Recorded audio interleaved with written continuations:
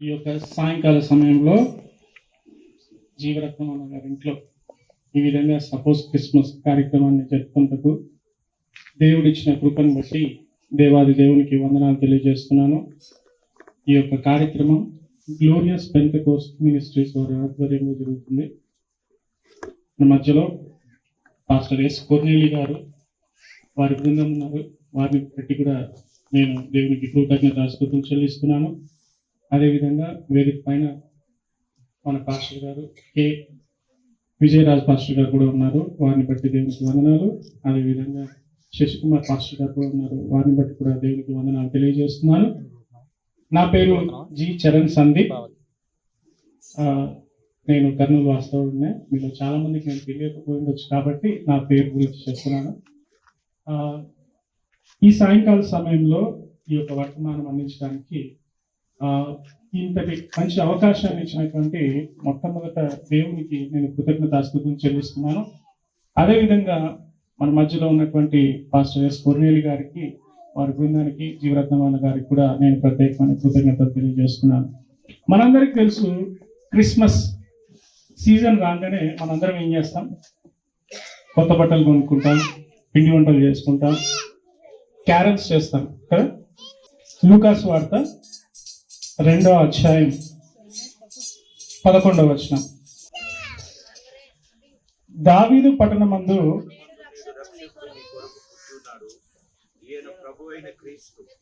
ఇదే మాట చెప్తాం కదా మనందరం.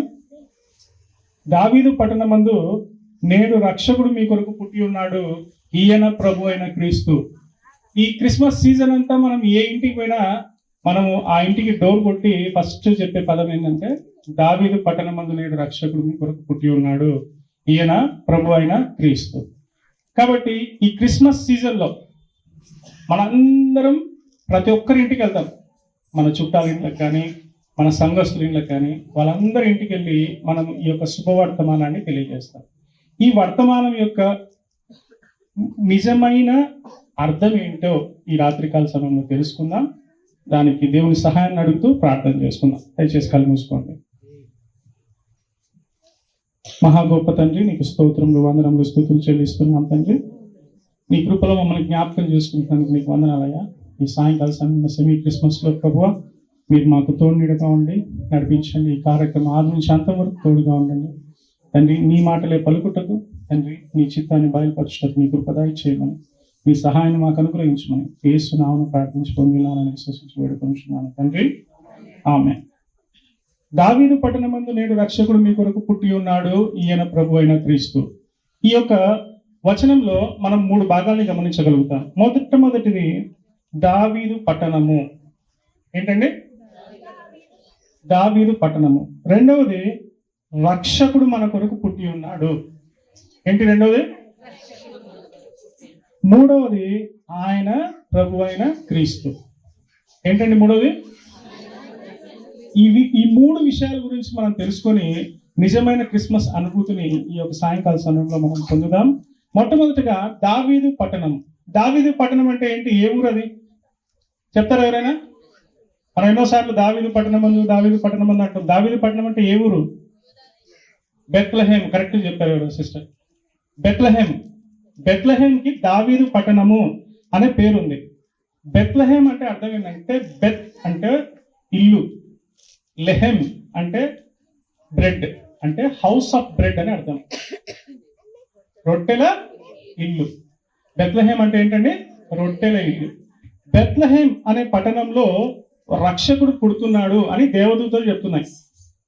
ఎవరికి? గొర్రెల కాపర్లకి. కరెక్ట్. కాబట్టి బెత్లెహేము అంటే దావీదు పట్టణం. అక్కడే ఎందుకు దేవుడు పుడుతున్నాడు? మన రక్షకుడు అక్కడే ఎందుకు పుడుతున్నాడు? అసలు దావీదు పట్టణం అంటే ఏంటి ఒకసారి తెలుసుకుందాం. సమూయేలు మొదటి గ్రంథం 16వ అధ్యాయం 1వ వచనం చూడండి.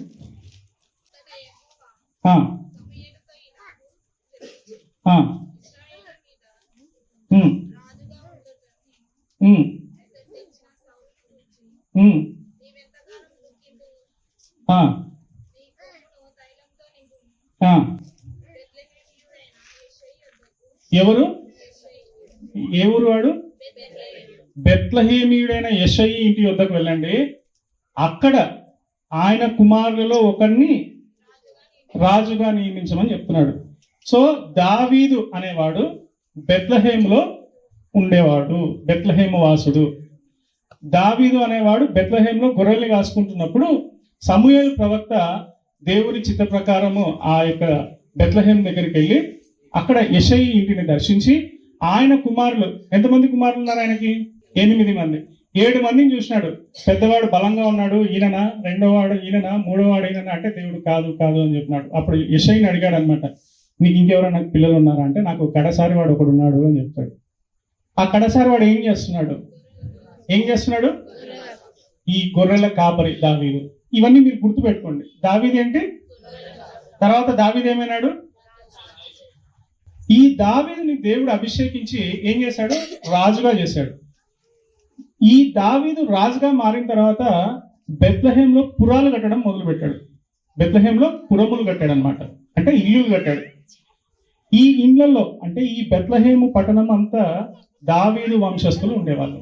మీకు ఇశ్రాయేల్ 2 భాగాలు తెలుసు కదా, యూదా రాజ్యము, ఇశ్రాయేల్ రాజ్యము. కింద ఉన్నదంతా యూదా రాజ్యం, పైన ఉన్నదంతా ఇశ్రాయేల్ రాజ్యం. ఇశ్రాయేలీలకి అనేక మంది రాజులు ఉన్నారు. ఒక వంశం నుంచి లేరు ఇశ్రాయేలీలకు రాజులు, రకరకాల వంశాల నుంచి ఇశ్రాయేలీలో రాజులు ఉన్నారు. కానీ యూదాకు మాత్రం ఒకే వంశం నుంచి రాజులు ఉన్నారు. కానీ సౌలు అనేవాడు బెన్యామీను వంశం నుంచి వచ్చాడు. సౌలును తృణీకరించిన తర్వాత దావీదుని దేవుడు అభిషేకించిన తర్వాత కేవలం దావీదు వంశంలోని రాజులు మాత్రమే యూదా దేశాన్ని పరిపాలించినారు. ఈ దావీదు వంశంలోని వారంతా ఎక్కడ నివసించే వాళ్ళు? ఎక్కడ? బెత్లహేం పట్టణంలో. సో దానికి దావీదు పట్టణం అనే పేరు వచ్చింది. ఈ అధ్యాయంలోని మీనింగ్ ఏంటంటే, దేవుడు ఇశ్రాయేలు పైన దావీదు సింహాసనాన్ని స్థిరపరిచినాడు. ఏం చేసినాడు?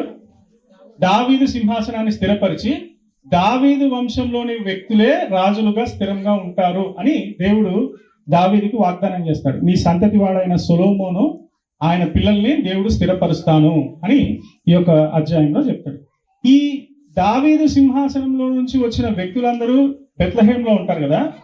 ఇక్కడ యేసుక్రీస్తు జన్మిస్తున్నాడు. యేసుక్రీస్తు ఇక్కడ జన్మించడానికి గల కారణం ఏంటి? మరియ ఏమో గలిలయలోని నజరేతుకు చెందిన వ్యక్తి, దావీదు వంశంలో యేసుక్రీస్తు పుట్టాడు. సో మరియ ఎవరు?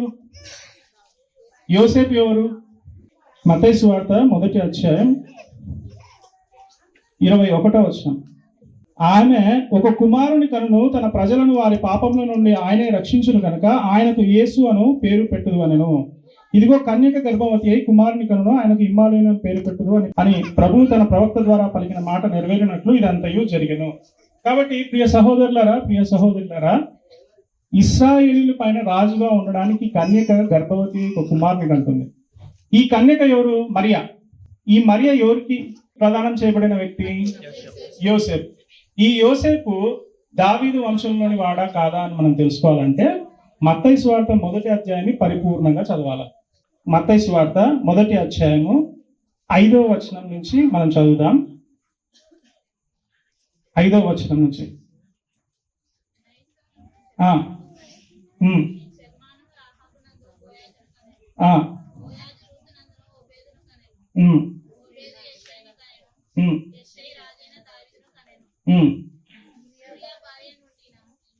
ఊరియా భార్యగా నుండిన ఆమె యందు దావీదు సొలొమోనును కనెను. ఈ సొలొమోను సంతతి నుంచి వచ్చిన వాడే ఎవరు? యోసేపు. 16వ వచనం చదవండి. యాకోబు మరియ భర్త అయిన యోసేపును కనెను, ఆమె యందు క్రీస్తు అనబడిన యేసు పుట్టెను. యోసేపు దావీదు సంతానంలోని రాజరికంలో సొలొమోను వంశంలో నుంచి పుట్టిన వ్యక్తి యోసేపు. ఒకవేళ నిజంగా రాజరిక వ్యవస్థ ఉండింటే అప్పుడు యోసేపు రాజుగా ఉండేవాడు. ఎందుకంటే ఆయన ఈ సొలొమోను యొక్క వంశావళిలో పుట్టిన వ్యక్తి కాబట్టి ఈ యోసేపేమో దావీదు సంతానంలో సొలొమోను వంశంలో పుట్టిన వ్యక్తి. మరియ ఎవరు చదువుతారా? లూకా సువార్త 1వ అధ్యాయము 31వ వచనంలో మరియతో దేవుడు ఏం చెప్పాడంటే, మరియా భయపడకము, దేవుని వలన నీకు కృప పొందితివి, ఇదిగో నీవు గర్భం ధరించి కుమారుని కని ఆయనకి యేసు అని పేరు పెట్టుదువు. ఆయన గొప్పవాడై సర్వోన్నతుని కుమారుడు అనబడును. ప్రభువైన దేవుడు మన తండ్రి అయిన దావీదు సింహాసనమును ఆయనకిచ్చును. ఆయన యాకోబు వంశస్థులను యుగయుగములను ఏలును. ఆయన రాజ్యము అంతము లేనిదై ఉండునని ఆమెతో చెప్పెను. అందుకు మరియా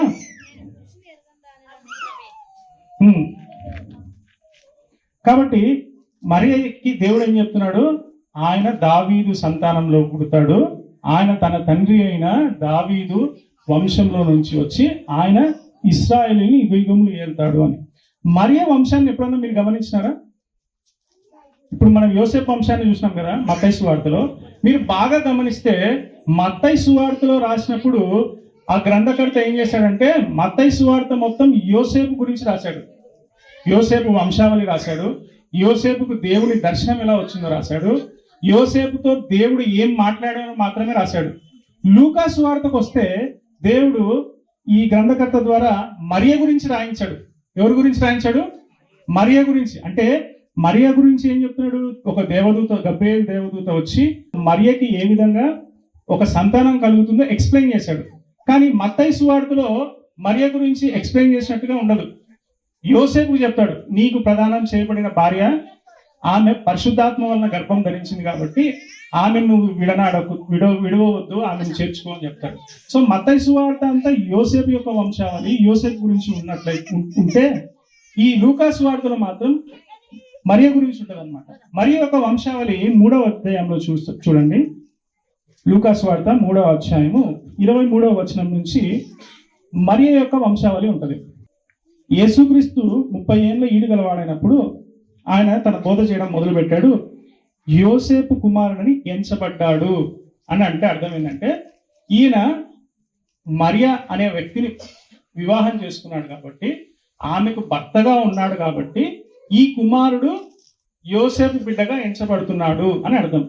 సో మరియ తల్లి ఎవరు, తండ్రి ఎవరు? ఇక్కడ హేలి.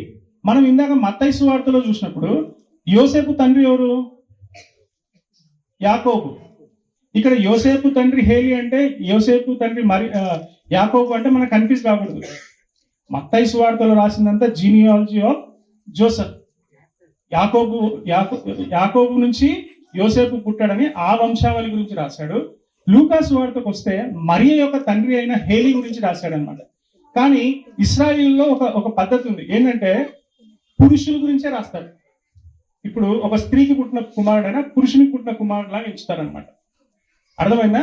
నేను ఎందుకు ఈ మాట చెప్తున్నానంటే, మరియ పరిశుద్ధాత్మ వలన గర్భం ధరించినా కానీ భర్తగా ప్రదానం చేయబడిన యోసేపుకి దాన్ని ఆపాదించినారనమాట. కాబట్టి ఇక్కడ మరియ యొక్క తండ్రి హేలి. ఇది మరియ వంశావళి. ఈ 2 వంశావళిని మనం గమనిస్తే ఒక చిన్న తేడా ఉంటది. ఇక్కడ దావీదు కుమారుడైన సొలొమోను నుంచి ఈ వంశావళి వస్తుంది. కానీ మరియ గురించి చూసినప్పుడు 31వ వచనం, ఎల్యాకీము మెలేయాకు, మెలేయా మెన్నాకు, మెన్నా మత్తతాకు, మత్తత నాతానుకు, నాతాను దావీదుకు. సో దావీదు కుమారుడైన నాతాను వంశావళి నుంచి వచ్చింది మన కన్య అయిన మరియ. అర్థమైందా మీకు? యోసేపు ఏమో ఏ కుటుంబం నుంచి వచ్చినాడు? సొలొమోను సంతతి నుంచి వచ్చినాడు. ఇక్కడ మరియ ఏమో నాతాను సంతతి నుంచి వచ్చింది. వీరిరువురు ఎవరి పిల్లలు అంటే, మనము ఒకసారి బైబిల్ గ్రంథం తీసుకుంటే ఇక్కడ చరిత్రలోనికి వెళ్తే దావీదు మహారాజు 40 ఏళ్ళు పరిపాలన చేశాడు. అందులో 7 సంవత్సరాలు హెబ్రోన్లో పరిపాలన చేశాడు. 33 సంవత్సరాలు యెరూషలేములో పరిపాలన చేశాడు. సంపూర్ణమైన ఇజ్రాయెల్ మీద పరిపాలన చేసిన ఆ 33 సంవత్సరాలలో దావీదుకు కలిగిన పిల్లలు ఎవరు అంటే ఈ నాతాను, సొలొమోను. దావీదుకి యెరూషలేముకి వచ్చిన తర్వాత కొంతమంది పిల్లలు కలుగుతారు. హెబ్రోన్లో ఉన్నప్పుడు 7 మంది పిల్లలు కలుగుతారు. యెరూషలేముకి వచ్చినప్పుడు 19 మంది పిల్లలు కలుగుతారు. ఈ యెరూషలేములో బత్షెబా అనే ఒక స్త్రీ ఉంది. ఈమె ద్వారా ఆయనకు 4 పిల్లలు పుట్టారనమాట. ఆ 4 పిల్లల్లో 2 ఎవరంటే నాతాను, సొలొమోను. సో ఈ బత్షెబాకు పుట్టిన ఆ 2 పిల్లలు నాతాను, సొలొమోను ద్వారా వచ్చిన వాళ్ళే ఈ మరియా యోసేపు. మరి మరియ ఎట్లా దావీదు సంతానం అవుతుంది అని మనల్ని క్వశ్చన్ చేసినప్పుడు మనలో చాలా మందికి ఆన్సర్ లేదు. దేవుడు తన ప్రణాళిక తూచా తప్పకుండా ఉంటుంది. ఒక పొల్లు గాని ఒక అక్షరం గాని మిస్ కాదు. అది కన్య అయిన మరియకి పుట్టినప్పటికీ, యోసేపు సంతానంలో ఉన్నప్పటికీ ఆయన దావీదు సంతానంలో నుంచి పుట్టిన వ్యక్తే. పరిపూర్ణమైన ఇశ్రాయేలు పైన రాజ్యం చేసిన సమయంలో దావీదుకు కలిగిన సంతానం ద్వారా పుట్టిన పిల్లలే ఈ యొక్క యోసేపు మరియ. ఆమెకి యోసేపు ప్రదానం చేయబడ్డాడు. వాళ్ళు జనసంఖ్య రాయబడ్డానికి బెత్లెహేంకి వచ్చినారు. ఎందుకంటే దావీదు సంతానంలో పుట్టిన వ్యక్తి కాబట్టి బెత్లెహేంలో ఆయన జనసంఖ్య రాయబడ్డానికి వచ్చాడు. యోసేపు మరియ వీరిద్దరూ దావీదు సంతానము. ఇప్పుడు రెండవది ఏంటండి? రక్షకుడు మీ కొరకు పుట్టి ఉన్నాడు. మీకు చిన్న ఎగ్జాంపుల్ చెప్తా. రక్షకుడు అంటే ఎలా ఉండాలి? రక్షకుడు అంటే ఇప్పుడు ఈ ఏరియాలో ఒక ఇంకుడు గుంతుంది అనుకోండి, లోతైన ఇంకుడు గుంతుంది. తండ్రి పిల్లలకు చెప్తుంటాడు, ఇట్లా చిన్నపిల్లలు ఆడుకుంటుంటే, బాబు మీరు ఆడుకోవద్దండి, మీరు పొరపాటు నా గుంటలో పడితే దెబ్బలు తగులుతాయి, మిమ్మల్ని లేపడం కష్టము అని చెప్తాడు. ఒక 15-20 అడుగుల గుంతుంది అనుకోండి, చిన్న పిల్లలు ఉన్నారు, పడితే మనం చెప్తామా లేదా? అరే అటు సైడ్ పోవద్దండి, పోతే కింద పడతారని చెప్తామా? చెప్పరా? చెప్తాం కదా. కాబట్టి ఒక తండ్రి అలా చెప్పాడు అనమాట, నాన్న పోయి గుంతలో పడొద్దు నాన్న అని. వీడేం చేశాడు? ఆడుకుంటూ వెళ్ళి గుంతలో పడ్డాడు. అప్పుడు ఈ తండ్రి గుంతలో ఉన్న పిల్లోడిని చూసి, కుమారుడా నువ్వు తప్పు చేసినావు కానీ నేను నిన్ను క్షమిస్తున్నా అని చెప్పి వెళ్ళిపోయినాడు అనుకోండి. ఆ పిల్లోడికి ఏమైనా ఉపయోగం ఉంటుందా? ఇప్పుడు తండ్రి గుంతలో ఉన్న కుమారుడికి చేయాల్సింది ఏంటి? ఏం చేయాలా? అలాగే పాపంలో మనం పడున్నప్పుడు దేవుడు వచ్చి నీ పాపంలో క్షమింపబడినాయి అని చెప్తే మనకేమైనా ఉపయోగం ఉంటుందా? మన పాపంల నుండి మనల్ని రక్షించినప్పుడే మనకు నిజమైన ఉపయోగం ఉంటుంది. కాబట్టి ఈ రక్షకుడు, రక్షణ అంటే అర్థం ఏంటంటే మన పాపం అనే ఊబిలో మనం పడినప్పుడు ఆ పాపపు ఊబిలో నుంచి మనల్ని లేవనెత్తే ఒక రక్షకుడు మనకు అవసరం. ఆమేన్. ఎవరు అవసరం మనకి? రక్షకుడు. ఆ రక్షకుడు ఎవరు? ఇప్పుడు ఆయన ఏం చేశాడు? యేసు అనే మాటకు అర్థం ఏంటి? మత్తయి సువార్త 1వ అధ్యాయం 21వ వచనం.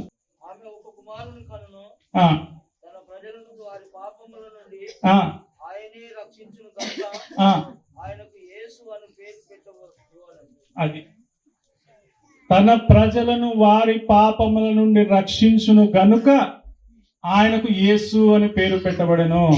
యేసు అనే మాటకు అర్థం ఏంటి? రక్షకుడు. కాబట్టి మన పాపములలో మనం ఉన్నప్పుడు, నాశనకరమైన గుంటలో మనం ఉన్నప్పుడు, మనల్ని ఎవరు లేవనెత్తే సహాయం మనకు లేనప్పుడు, మన తప్పుల్ని క్షమించే వాళ్ళు ఉన్నారు కానీ మనల్ని రక్షించే వాళ్ళు లేనప్పుడు మనకు ఎవరు అవసరం? ఒక రక్షకుడు అవసరం. గుంటలో పడితే ఎవరైనా చేయి పైకి లేపుతారు, పాపంలో పడితే ఎలా లేపాలా? ఇప్పుడు నీ కుమారుడు గుంటలో పడినాడు, నువ్వేం చేస్తావు? ఒక తాడో ఏదో వేసి నిచ్చెన వేసుకోనో ఏదో చేసి గుంటలో నుండి పైకి లేపుతాం. అదే పాపంలో పడితే ఆ వ్యక్తిని ఎలా రక్షించాలి? కీర్తనల గ్రంథం 107వ అధ్యాయం 20వ వచనం.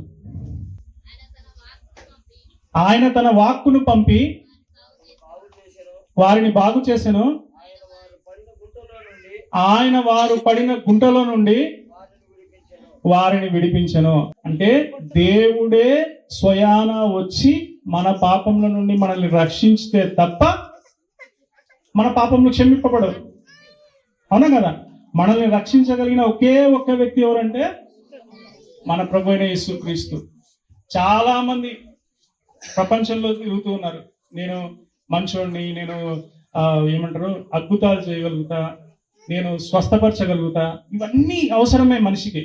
కానీ ఇవన్నీ ఒక మనిషిని తాను పడిన పాపంలో నుండి పైకి లేవనెత్తలేవు. యేసుక్రీస్తు ఒక్కడే రక్షకుడు. ఆయనే మన పాపంలో నుండి మనల్ని పైకి లేవనెత్తగలిగిన దేవుడు. కాబట్టే యేసుక్రీస్తు 2000 సంవత్సరాల క్రితం మానవ రూపిగా ఈ యొక్క లోకానికి వచ్చి మనల్ని ఆ నాశనకరమైన గుంటలో నుండి పైకి లేవనెత్తడానికి తాను మన కొరకు అర్పించుకున్నాడు.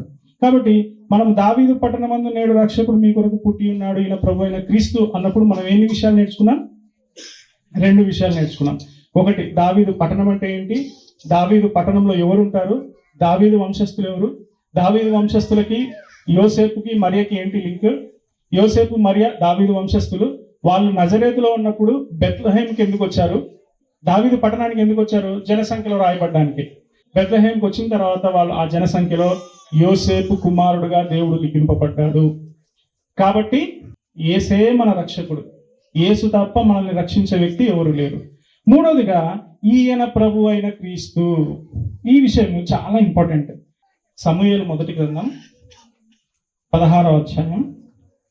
ఈ కుమారులందరూ ఇక్కడ ఉన్నవారా యేసయ్యను అడగగా అతడు ఇంకను కడసారి వాడు ఉన్నాడు, అయితే వాడు గొర్రెలను కాయచున్నవాడు చెప్పాను.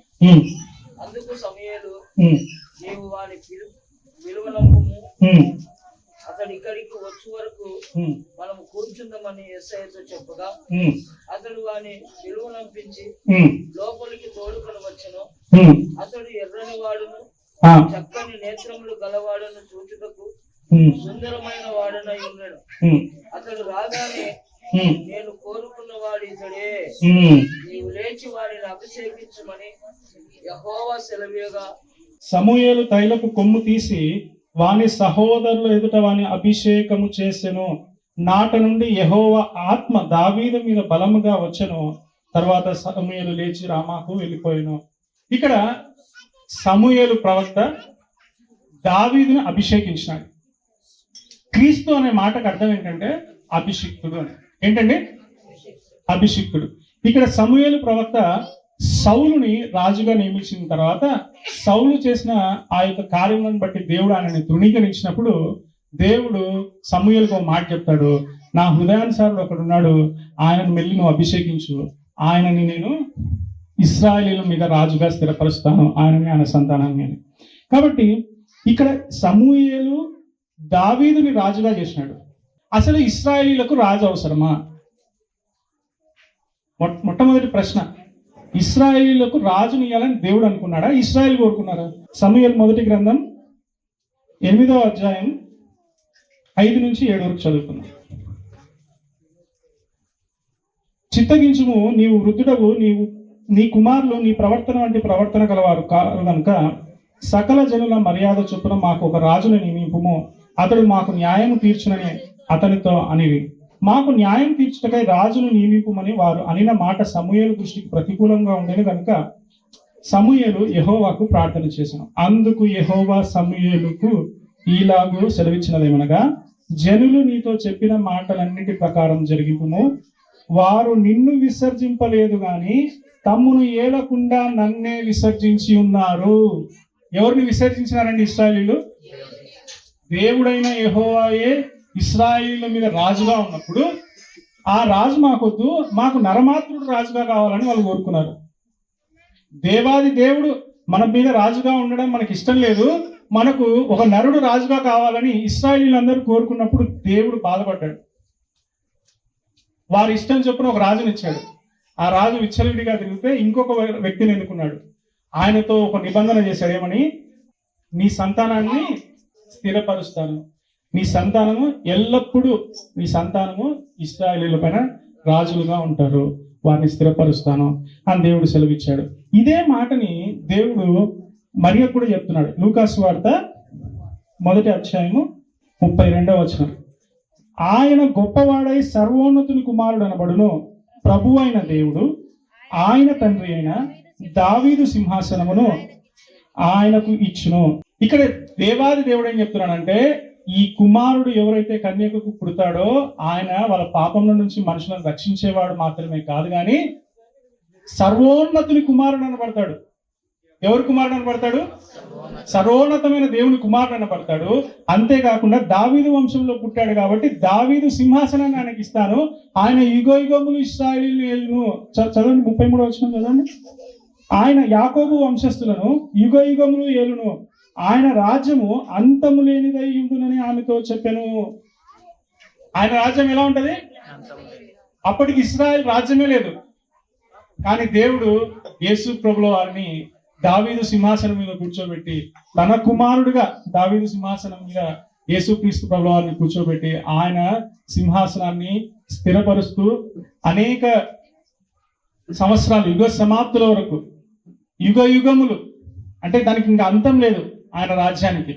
ఎటర్నల్ అంతం లేని రాజ్యాన్ని దేవుడు ఇశ్రాయేలీయులకు యేసుక్రీస్తు ద్వారా ఇచ్చాడు. ఏ ఇశ్రాయేలీయులైతే దేవుడు మాకొద్దు, ఒక మనిషి కావాలి ఏమన్నారండి యేసుక్రీస్తుని? దేవాది దేవుని ఏమన్నారు? దేవుడు మా మీద రాజు కావద్దు, ఒక నరమాత్రుని మాకు రాజుగా ఇవ్వమంటే దేవుడు నరరూపిగా వచ్చి ఇశ్రాయేలు రాజ్యం పై నుండి ఆయన యుగ సమాప్తి వరకు యుగములు ఏలే రాజుగా దేవుడు యేసుక్రీస్తుని చేశాడు. ఆమేన్, హల్లెలూయా. రాజే మాకొద్దు అన్నారు, దేవుడే రాజుగా ఉన్నాడు. ఆయన రాజ్యం యుగములు ఉంటుంది. ఎట్లుంటుంది? యుగములు ఉంటది. కాబట్టి ప్రియ సహోదరి సహోదరుడా, ఈ రాత్రికాల సమయంలో మీకు చెప్పేది ఏంటంటే, మనము దావీదు పట్టణమందు రక్షకుడు మీ కొరకు పుట్టి ఉన్నాడు, ఈయన ప్రభు అయిన యేసుక్రీస్తు అంటే అర్థం ఏంటంటే, ఈయన మన కోసము దావీదు వంశంలో పుట్టాడు, నరరూపిగా ఈ లోకానికి వచ్చి మన పాపముల నుండి మనల్ని రక్షించి ఆయనే యుగములు ఏలే రాజుగా మన పైన ప్రభువుగా అభిషక్తుడుగా ఉన్నాడు. కాబట్టి దేవాది దేవుడు తన ప్రణాళికలో ఈ యొక్క కన్యక గర్భవతి కుమారుని అనే ఒక ప్రవచనాన్ని నెరవేర్చినాడు. ఇదే మనం క్రిస్మస్ ప్రసంగంగా మనం తీసుకుంటుంటాం. క్రిస్మస్ మొదలైనప్పటి నుంచి ప్రతి ఇంటికి వెళ్ళి దావీదు పట్టణమందు నేడు రక్షకుడు మీ కొరకు పుట్టి ఉన్నాడు, ఈయన ప్రభు అయిన క్రీస్తు అని అంటుంటే అర్థం ఏంటంటే, మన రక్షకుడు మన కోసం పుట్టాడు, మన పాపంలో నుంచి మనల్ని లేవనెత్తే రక్షకుడు మన కోసం పుట్టాడు. ఆయన ఎవరో కాదు, యుగములు అభిషక్తుడు, ఆయనే మన ప్రభువు. దేవాది దేవుడు నరరూపిగా వచ్చి మన పక్షాన ఆయన శిలువలో మరణించి యుగములు మనల్ని ఏలే రాజుగా రక్షకుడుగా ఉన్నాడు అనే సువార్తను మనందరం ప్రకటిస్తాం. ఏ విధంగా అయితే మరియా యోసేపు వాళ్ళ జీవితాల్ని యేసుక్రీస్తు ప్రభు వారి ఈ లోకానికి రావడానికి వాళ్ళు పనంగా పెట్టినారో, అదే విధంగా మనం మన జీవితాల్ని క్రీస్తుకి ఉపయోగపడే రీతిగా, అనేక మందికి క్రీస్తుని పరిచయం చేసే రీతిగా మన జీవితాల్ని అర్పించిన వారమై ఉండాలి. కాబట్టి కన్యక గర్భవతి కుమారుని కంటూ దయాప్రాప్తురాలా నీకు శుభము, నువ్వు గర్భం ధరిస్తావు అంటే మరియ ఏమనింది? నేను పురుషుని ఎరగని దానమే, ఎట్లా నేను గర్భాన్ని ధరిస్తా అంటే పరిశుద్ధాత్మ వల్ల నీ గర్భం వస్తుంది. మరి ఏం చేస్తుంది తెలుసా? నీ చిత్తమే ప్రభు ఏమనింది? దాని అర్థం ఏం తెలుసా? ఎన్ని నష్టాలు వచ్చినా ప్రభు నీ చిత్తాన్ని నేను చేస్తా. అర్థమైందా? ఎన్ని కష్టాలు వచ్చినా ఎన్ని నష్టాలు వచ్చినా ప్రభు నీ చిత్తాన్ని నేను చేస్తా అని మరి ఒప్పుకుంది. మరియ తెలీదా? ఒక స్త్రీ పురుషుని ఎరగకుండా గర్భం ధరిస్తే వచ్చే పర్యవసానాలు మరియకు తెలీదా? సమాజం ఏమంటది? ఎంత తక్కువ చూస్తుంది. తన ప్రదానం చేయబడిన యోసేపే ఎందుకులే ఈమెను వదిలేద్దామని అనుకుంటున్నప్పుడు దేవుని దూత యోసేపు దర్శనం ముందు వచ్చి ఏం చెప్తుంది? ఆమె పరిశుద్ధాత్మ వల్ల గర్భవతి అయింది, ఆమెను విడనాడొద్దు అని చెప్తే యోసేపు ఏమంటాడు తెలుసా? నిన్న నేను భరిస్తా, నా భార్య ఇలా గర్భవతి అయిందని జనాలు ఎవరు నమ్మరు, కానీ నేను భరిస్తా, నా భార్యను చూసుకుంటా. నీ సర్వోన్నతమైన దేవా, నీ కుమారుడు పుట్టేంత వరకు నా భార్యను నేను పరిశుద్ధంగా చూసుకుంటా, నీ కుమారుడు పుట్టేంత వరకు ఆ నిందలన్నింటినీ నేను భరిస్తా అని యోసేపు తన జీవితాన్ని అర్పించుకున్నట్టుగా మనం చూస్తాం. ఈ యొక్క మరియలో యోసేపులో ఉన్న ఆ యొక్క పట్టుదల, ఆ యొక్క విశ్వాసం మనలో ఈరోజు ఉండాలి. నువ్వు క్రీస్తుని ధరించే వ్యక్తిగా ఉన్నావా? దేవుడు మరియని గర్భాన్ని అడిగాడయ్యా, అమ్మా నీ గర్భాన్ని ఇస్తే ఈ లోకానికి నేను వస్తానని.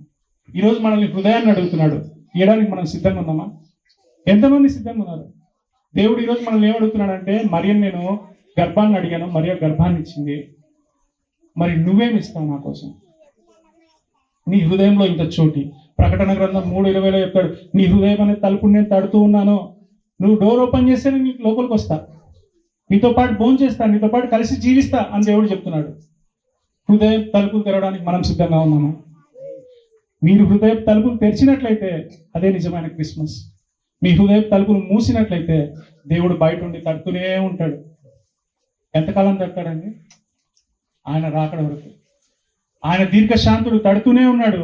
కానీ హృదయ కాఠిన్యాన్ని బట్టి మనం తలుపు తీయలేదంటే, మన హృదయంలోనికి దేవుని ఆహ్వానించలేదంటే మనము దేవుని రాజ్యంలో ప్రవేశించలేము. ఏ విధంగా అయితే యేసుక్రీస్తు మొట్టమొదటిసారిగా ఆయన మొదటి రాకడ ఈ భూమి మీదకి రావడానికి మరియా యోసేపులు తన జీవితాన్ని పణంగా పెట్టారో, అదే విధంగా మనము మన జీవితాలని ఆయనకు సమర్పించినట్లయితే ఆయన రెండవ రాకడకు మార్గం సుగమం చేస్తాము. ఆమేన్, హల్లెలూయా.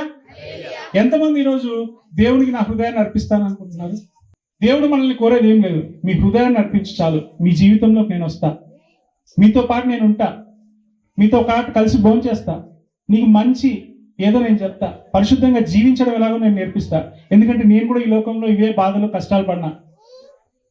నాకు తెలుసు ఈ లోకంలో ఒక మనిషిగా పుట్టి పాపాలను ఎలా జయించాలి, పాపం వల్ల వచ్చే పర్యవసానాలు ఏంటో నాకు తెలుసు. కాబట్టి నన్ను మీరు ఇన్వైట్ చేస్తే, నన్ను మీరు మీ హృదయంలోనికి ఆహ్వానిస్తే, నేను మీ హృదయంలో ఉంటా. మీకు ఏ విధంగా మీరు ముందుకు పోవాలో మీకు తెలియజేస్తా. అంతేకాదు ఆదరణకర్తని మీకు అనుగ్రహిస్తా. ఎవరండి? పరిశుద్ధాత్మ దేవుని అనుగ్రహిస్తా. ఆయన మీకు అన్ని విషయాలు చెప్తాను. నా విషయాలు మీరు పరిశుద్ధంగా ఎలా జీవించాలో మీ చేత కాదు. మనంతటా పరిశుద్ధంగా జీవించడం మన వల్ల కాని విషయం. యేసు క్రీస్తుని మన జీవితంలోనికి ఆహ్వానిస్తే తప్ప మనం పరిశుద్ధంగా జీవించలేము. ఆమేన్, హల్లెలూయా. కాబట్టి యేసుక్రీస్తుని మన జీవితంలోనికి ఆహ్వానిస్తామా? నిజమైన క్రిస్మస్ అంటే ఏంటంటే, మీరు ఈసారి దావీదు పట్టణమందు నేడు రక్షకుడు మీ కొరకు పుట్టి ఉన్నాడు, ఈయన ప్రభు అయిన క్రీస్తు అని చెప్పిన ప్రతిసారి, దేవా నా జీవితాన్ని మీకు అర్పిస్తా, దేవా నా జీవితంలోనికి రా, నా ద్వారా నువ్వు నివసించు, నా ద్వారా నువ్వు జీవించు. నన్ను చూసి చాలా మంది దేవా దేవుడు అంటే ఇలాగే ఉంటాడా, ఆయన ప్రేమమయుడని విన్నామే. ఈరోజు వాక్యం శరీరధారిగా యేసుక్రీస్తు రూపంలో ఏ విధంగా ఆనాడు మొదటి శతాబ్దంలో వారు చూశారో, అదే విధంగా ఈ కడమరి దినాల్లో మనం మన ప్రవర్తన ద్వారా క్రీస్తుని ప్రకటించాలి. క్రీస్తుని కలిగిన వారంగా మనం జీవిస్తే మన ప్రవర్తనను చూసి అనేక జనులు యేసుక్రీస్తుని అంగీకరించే వారై ఉన్నారు. కాబట్టి ప్రియ సహోదరి సహోదరుడా, ఇదే క్రిస్మస్ సందేశం. మనం క్రిస్మస్ ఎందుకు జరుపుకుంటున్నామంటే మన కొరకు రక్షకుడు వచ్చినాడు. కాబట్టి మరి గర్భాన్ని ఇచ్చినట్టు మీరు మీ హృదయాన్ని, మీ జీవితాన్ని దేవుడికి సమర్పించినట్లయితే అదే నిజమైన క్రిస్మస్. ఈ క్రిస్మస్ సందేశాన్ని మీ అందరికీ పంచుకుంటూ ఈ యొక్క సమయాన్ని ఇచ్చినటువంటి ఎస్ కొర్నేలి గారికి, కాపరి గారికి, అదేవిధంగా జీవరత్నం అన్న గారికి, వేదిక మీద ఉన్న పెద్దలకు వందనాలు తెలియజేస్తూ ముగిస్తున్నాను. Thank you.